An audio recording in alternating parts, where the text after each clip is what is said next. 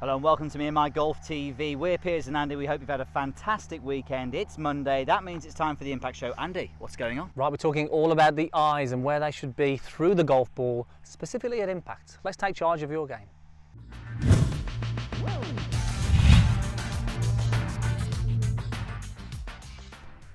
Thanks for joining us here on the 17th hole at the beautiful Asbury. It's the Impact Show where we answer your questions on your game. It sure is. Please get involved. Post them down below, and all you Golf WRXs. Let's pick a winner for next week's Impact Show. Yes, and we have a question from Tony Banks today asking about where the eyes should be through the golf swing, but more specifically at impact. And it's a great topic to talk about, this is Piers, because Great question. Time and time again golfers come to us, or we actually hear them say, oh, my eyes are looking up too early, and they're focused on keeping their eyes down until the ball's gone, and their head. And I think it's almost like an epidemic of sort of people focusing on their eyes and their head. So what do we see problems with this when we see golfers who tend to focus so much on keeping their eyes down when we're hitting the golf ball? Okay, so what tends to happen is, as soon as you focus on fixing your eyes in a position, then suddenly everything sort of goes into lockdown around that. So for instance, on this one here, if I were to swing back and I were to say to myself, I am going to keep my eyes on the ball, my head still, I am going to turn my body back towards the target. But the chances are it happens that quickly that by the time I then get through to here, you can see I'm getting very stuck and very cramped. I'm not actually getting through the ball. So people often hit at the ball as opposed to hitting through the golf ball. So it tends to limit what the body can do, which can limit power. It can affect the strike, but also it can affect the direction. So and I'm gonna switches everything off. Yeah, I'm going to hit one now doing down. that. So I'm actually going to keep my head down. Okay, so my head will not move until well after my hands have got up to my sort of shoulder area on the way through. And this is what people tend to focus on really when they hit the shot. Maybe it works. But look, I've hit the fairway with that, and it was a straight golf shot, but it's probably pitched about 180 yards, so there's no power in that whatsoever. Don't you dare say that's as longer than normal.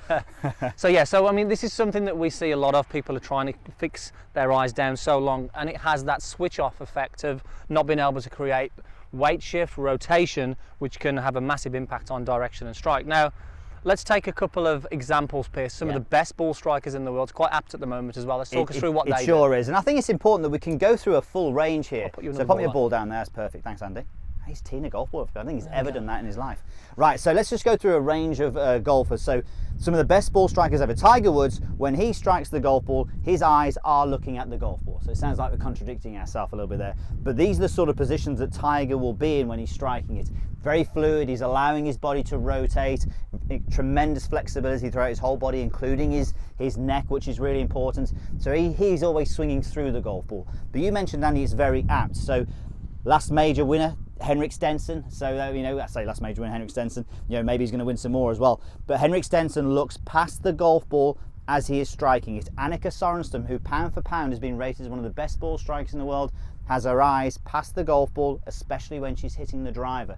So they're actually, when they're hitting through the shot, they literally are hitting through because their eyes are coming through toward the target, they're following the flight, and their whole body can rotate through the shot. Tremendous amount of rotation if you can free things up here and focus on this. And as you said, Piers, you said we're not contradicting ourselves really, that you'll see Tiger Woods will be sort of looking down here, which is fine, but he will not be focused on keeping his eyes fixed or stationary. What he'll do, he'll be at impact here, but he'll be very quick on the way through to get up with those eyes and allow that to continue Definitely.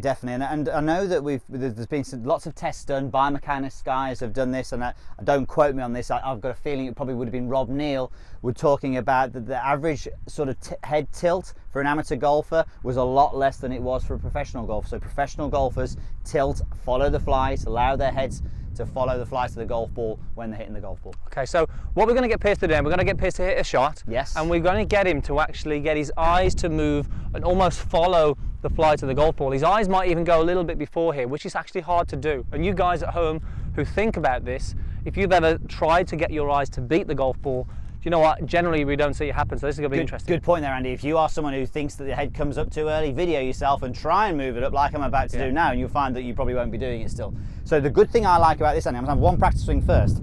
When I do this, I really feel I have to delay my arms to allow the body to allow my head to rotate through. That's great for sequencing. It allows me to use the ground up. I don't force the club down early as well. So a lot of good things come out of this. So this one's going to be a lot more powerful because he's unlocking now this rotational speed of his body and his hips. So do you think I'm going to hit this further than Henrik Stenson? Is that what you're saying? Maybe not. Okay, so follow the flight. So a lot more height, a lot more speed. Further. And look at the body, how that's unwound there. Probably carried another 100 yards further than the previous one. That's nice of you to say. So some simple things here, and look, we're not saying that you guys, everybody now needs to swing and get the head looking before the golf ball, but we're saying that, look, if you're somebody who focuses very much on keeping the eyes down until after you've hit it, be careful that you're not switching off the body. Make sure you're still allowing the body to rotate, and have a go at actually following the flight of the golf ball with your eyes. You're going to see that you're going to create more power, better strike, some straighter shots. Definitely agree. Okay, so post any questions down below, guys, and we'll see you next week. So if you want to see great golf content like this every single week, hit the subscribe button. It is for free. Definitely, and if you want to see a new video series that we've just launched, go along. It's going to help you get that driver a little bit further. Make sure you click the link right there. It's going to take you straight to part 1. Thanks for watching, and we'll see you next week.